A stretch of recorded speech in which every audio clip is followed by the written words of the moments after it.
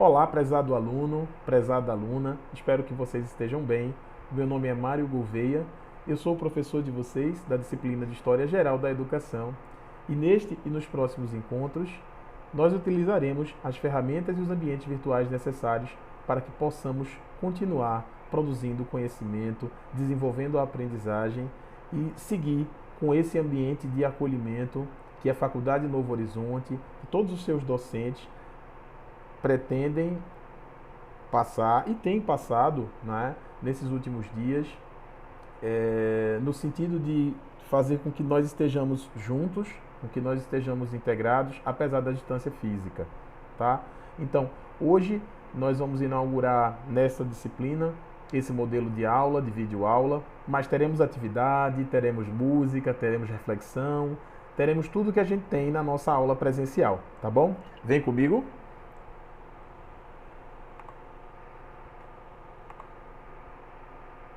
Então, deixa só eu acertar aqui o foco, né?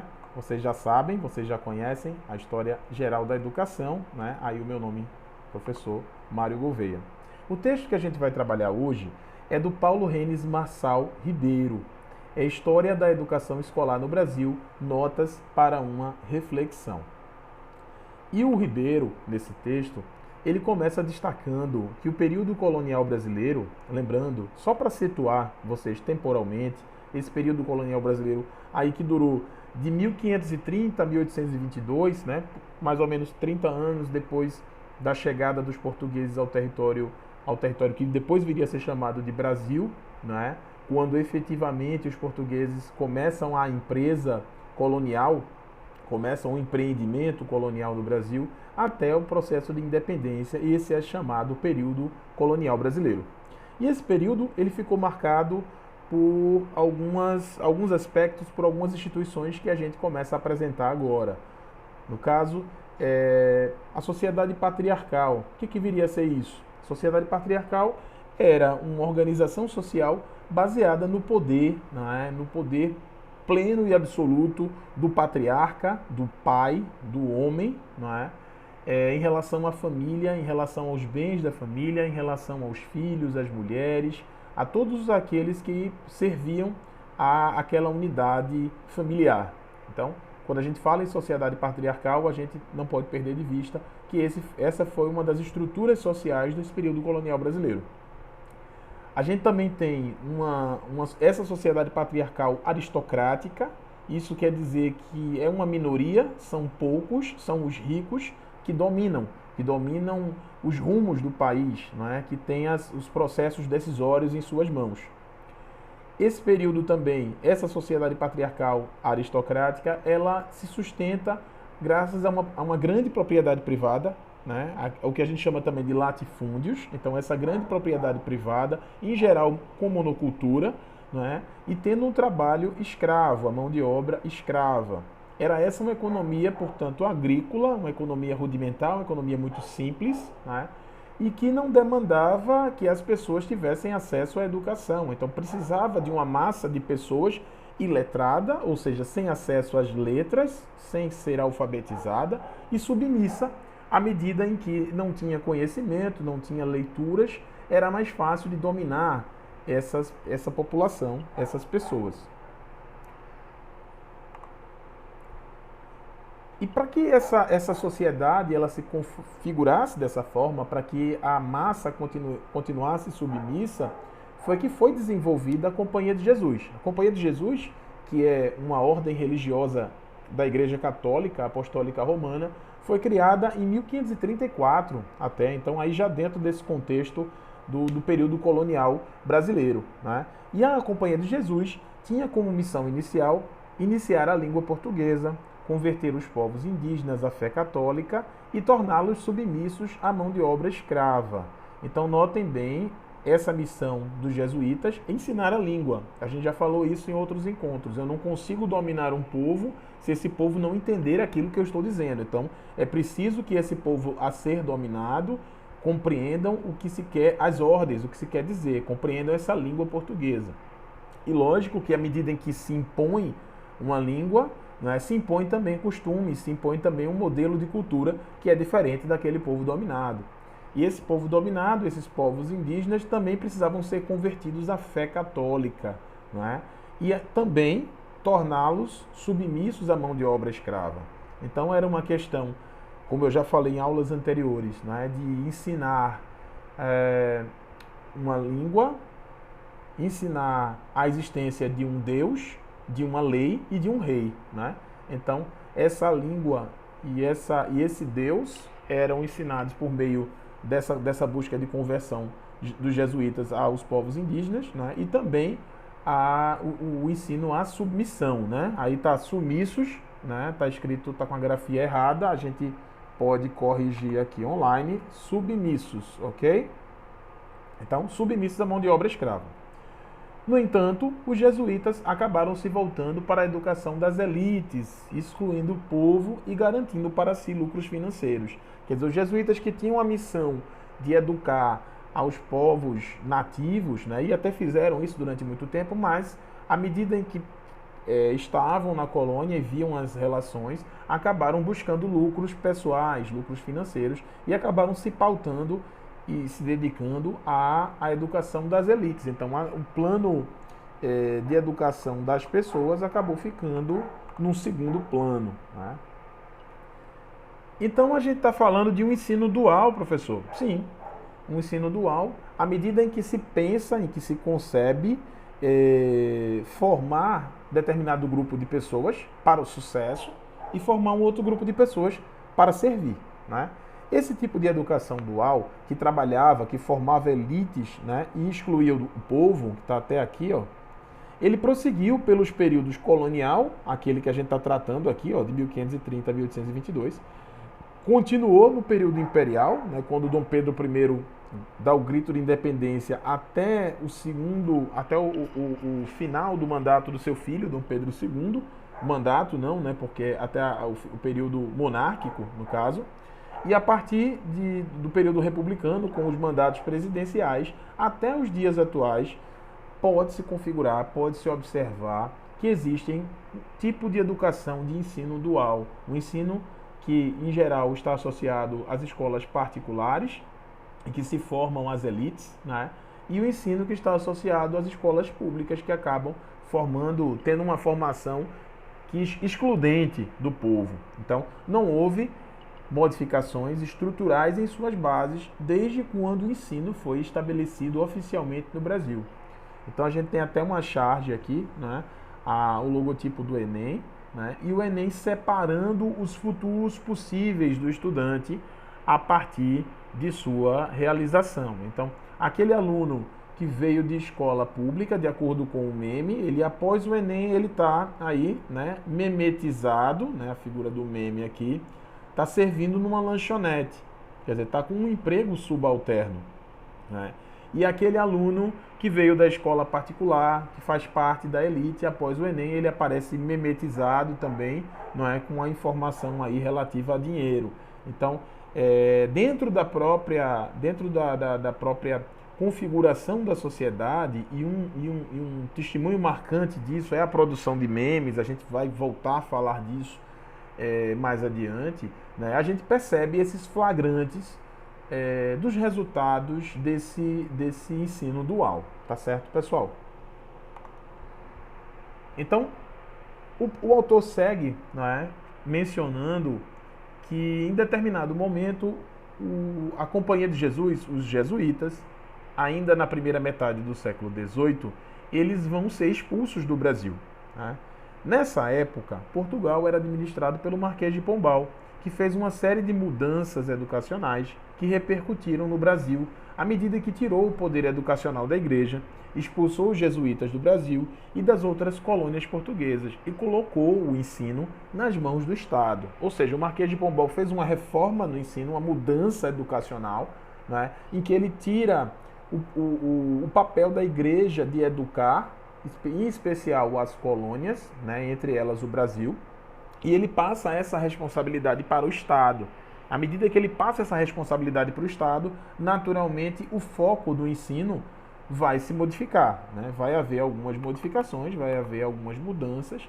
Esse é algo É algo importante de a gente perceber. Essas mudanças, no entanto, fizeram com que não houvesse muita modificação estrutural nas propostas educativas que a gente já vem mencionando. Então, o que aconteceu? Com a educação se estatizando, se laicizando, tá? Os métodos pedagógicos seguiram autoritários e desenvolvendo a submissão às autoridades do Estado e aos seus interesses. Então, a educação continuava fazendo com que os sujeitos, com que os indivíduos, na verdade, apenas reproduzissem aquilo que era de interesse do Estado. Aqui na charge, a gente tem a figura do aluno, né? E a figura de uma professora ou de um professor. E o que ele diz nessa charge? Não disse? A escola não é lugar para essas coisas. E quais são essas coisas que ele tá cascabulhando aí na cabeça do aluno, né? Ele está olhando e está vendo que na cabeça do aluno tem ideias, tem sonhos, tem desejos, curiosidades, sentimento, sexualidade, política, experiências pessoais. E o professor diz que a escola não é lugar para essas coisas. Então ele reproduz com essa charge, ele reproduz esse entendimento de que o Estado visava agora, a partir de meados do século XVIII e desde então, formar um corpo discente, um corpo de alunos, né? Formar mediante iniciativas pedagógicas autoritárias e que estimulavam a submissão à autoridade do Estado, ou seja, não estimulava a criticidade, não estimulava nenhuma forma de reflexão, apenas de reprodução daquilo que já era passado e entendido como importante. O século XVIII ainda testemunhou o desenvolvimento da mineração no Brasil, né? O que representou o surgimento de uma nova classe intermediária ligada ao comércio e concentrada na zona urbana, aumentando essa dinâmica no século seguinte. Vejam bem, a mineração no século XVIII, o ouro, né, acaba sendo descoberto nas Minas Gerais, ok? Então, o que a gente tem aí? Nesse momento ainda, nós temos um centro político ainda ligado ao Nordeste, né, ainda estabelecido em Salvador. Então, a partir do século XVIII, a partir de 1750, 1760, esse eixo político e também eixo econômico, ele sai do açúcar de Pernambuco, né, na perspectiva econômica, e da perspectiva política de Salvador, ele se desloca para o Sudeste, ele se desloca para Minas Gerais, né? E aí a gente está falando dessa segunda metade do século XVIII, então de 1750 até mais ou menos 1800, essa dinâmica ela começa a mudar. Porque o que a gente tinha até então era uma economia do açúcar, em que quem era rico continuava sendo rico e quem era pobre continuava sendo pobre. Mas no século XVIII, com a mineração, as atividades de prospecção no solo, o encontrar diamantes, encontrar ouro, fazia com que algumas pessoas que muitas vezes não tinham nada, eram totalmente despossuídas de qualquer propriedade, encontrassem ouro, enriquecessem, naturalmente, mudassem a sua condição social. E lá no meio do nada, né, nas Minas Gerais, a essa época, não tinha cidades muito grandes. Essas cidades começaram a se desenvolver a partir daí.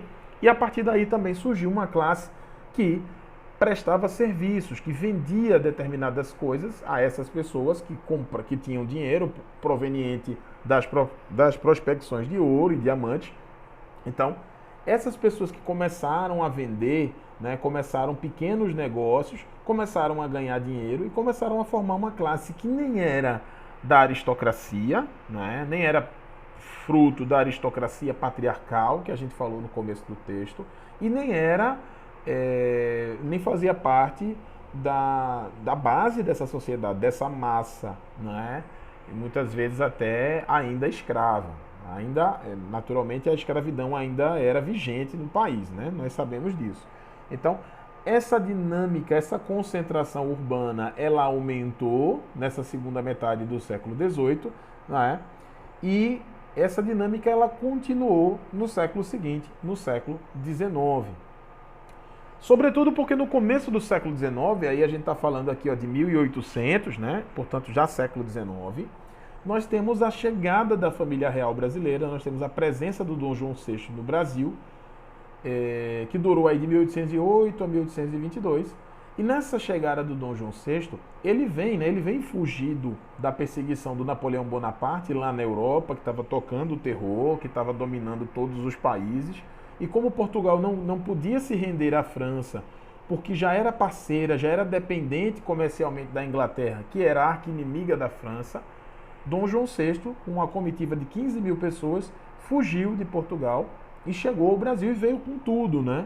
E lógico que é o rei de Portugal, ele traz a sua biblioteca, ele traz uma ideia de construção de um jardim botânico, ele traz 15 mil pessoas junto com ele, né? Ele traz toda uma nobreza que precisava de uma formação diferenciada. Então é aí que se cria a Academia Real da Marinha, a Academia Real Militar, os cursos médicos cirúrgicos, o Museu Real, abre-se a Biblioteca Nacional e a imprensa régia.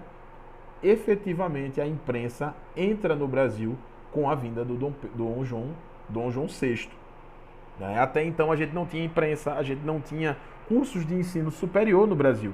Então os filhos das elites que estudaram com os jesuítas, eles precisavam ir para outros destinos, em especial para Portugal, para a França, para a Europa, para estudar nas universidades de lá. E aí então voltar para o Brasil. Mas aí quando Dom João VI chega no século XIX, no comecinho do século XIX, ele traz essa mudança, mas ele traz essa mudança institucional que, não se engane, continuará não sendo para as massas, continuará sendo para poucos. O ensino primário, portanto, nesse sentido, continuou esquecido e a população em geral continuou iletrada e sem acesso aos grandes centros do saber. Por que isso acontece? Porque não há interesse, em que a população em geral, em que os pobres tenham acesso à educação.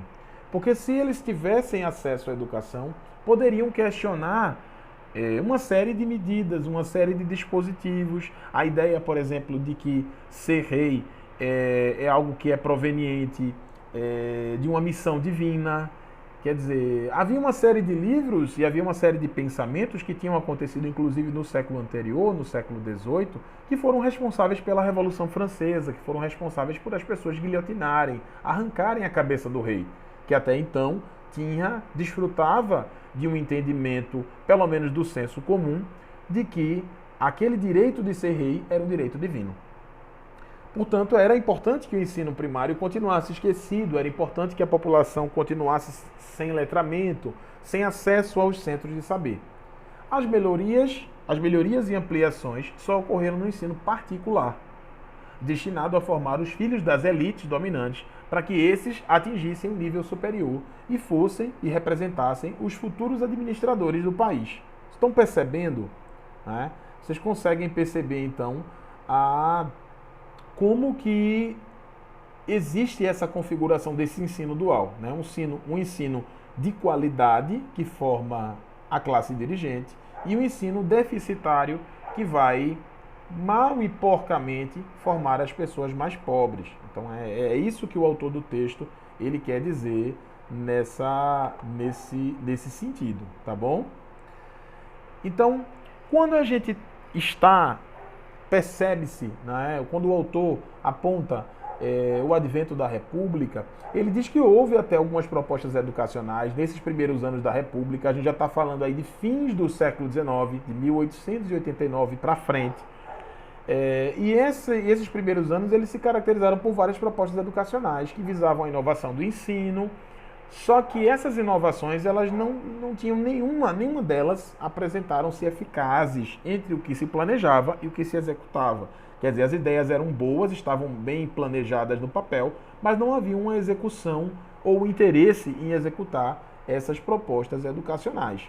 Então, o que acontece? O ensino ele continua nesse aspecto, ele vai continuar deficitário para aqueles que não podem pagar pelo ensino particular e ele vai continuar oferecendo todas as possibilidades para aqueles que podem pagar. Então, nesse sentido, a educação se estabelece programada para formar elites e formar os filhos das elites, que serão os dirigentes do país, e para trabalhar apenas o básico com os filhos dos despossuídos, os filhos das pessoas mais pobres, ok? Então, nesse sentido, com base nisso que a gente viu, eu vou propor para vocês uma atividade de interpretação de texto. Deixa eu me colocar de novo aqui na tela, deixa eu ver como é que eu faço isso. Tá? Mas enquanto eu vou buscando aqui, vocês vão podendo observar aí que nós temos uma atividade de interpretação de texto, né? E que nós teremos duas configurações. Uma um trabalho individual e outra um trabalho em grupo, tá bom?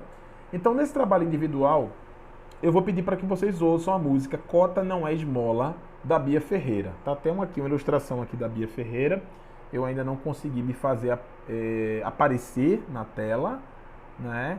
Deixa eu ver, não tem nenhuma anotação aqui. Eu ainda estou dominando isso aqui, viu, gente? A gente vai aprendendo junto, né? Mas ok. Vamos ficar com a tela, então. Então, para que vocês ouçam a música Cota Não É Esmola, da Bia Ferreira, leiam a letra da música e aí eu vou compartilhar com vocês um link lá no Google Classroom, tá? Quem ainda não tem acesso, quem ainda não conseguiu acessar, não tem problema. Eu vou colocar no grupo do WhatsApp específico da gente, eu vou colocar essa música, que é um vídeo do YouTube, na verdade, que já vem com a letra dessa música. Então, à medida que vocês ouvem, vocês vão ver na tela também a letra da música, tá? E vocês vão associar esse conteúdo, essa letra da música, à aula de hoje, no formato de um comentário. Não precisa ser muito grande não, tá? Eu quero um comentário breve, eu quero que vocês produzam, que vocês trabalhem o que a gente viu, essa perspectiva histórica, né, do ensino, e como o ensino ele se caracterizou por uma oferta que poucos tiveram acesso a uma educação de qualidade e muitos não tiveram acesso a essa educação de qualidade. Vocês façam essa associação com o que está sendo dito na letra da Bia Ferreira, tá bom? E vocês façam uma produção que ilustre esse pensamento de vocês. Então, um pequeno comentário, tá? E aí vocês podem buscar imagens da internet, vocês podem buscar memes, vocês podem até fazer um desenho e tirar uma foto, tá bom? E isso eu quero que vocês façam o seguinte, essa produção vocês podem escolher. Se vocês estiverem conseguindo utilizar o Google Classroom, podem produzir, podem publicar lá, podem publicar na nossa página, que a gente tem um grupo específico dessa disciplina, certo? Do História Geral da Educação. Podem publicar lá e nesses dois lugares, então, tá bom? E essa atividade em grupo que eu quero é o seguinte, eu quero que vocês se organizem entre as pessoas que já têm uma ambiência, que já sabem utilizar bem o Instagram, tá? A nossa página lá do podcast, já estão com acesso, já estão publicando. Eu quero que vocês publiquem justamente isso, essas imagens, essa produção imagética, de desenho, de meme, de imagem da internet, tá? Juntamente com esses comentários de vocês e dos colegas de vocês, tá? Aí vamos ver quem é que está com mais acesso à internet, quem não está. Vamos entender todas essas dificuldades, tá bom? E não esqueçam de colocar os nomes de vocês. Então, de repente, a gente pode fazer o seguinte. Prestem minha atenção. A gente tem um trabalho individual em que cada um de vocês fará um comentário sobre a letra da música e o que foi trabalhado nesta aula, certo? E trará uma imagem que vocês podem pegar até da internet, tá? Essa imagem, naturalmente, ela também tem que ter a ver com o comentário de vocês, certo?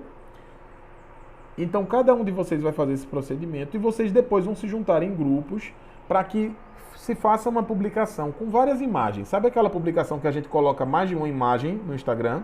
É isso que vocês farão no podcast. Vocês podem colocar até 10 imagens por publicação, tá?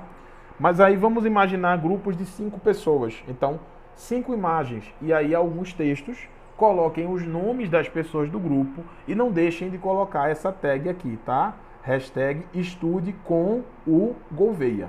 Tá bom, pessoal?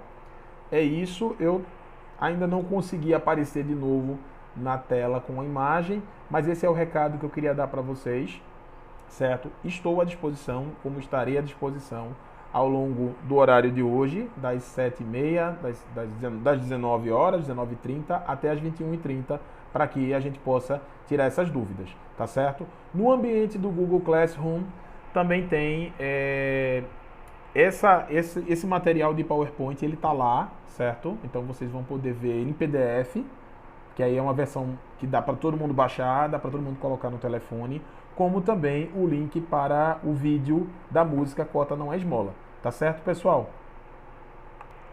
Então é isso. Um grande abraço e a gente se vê, tá bom?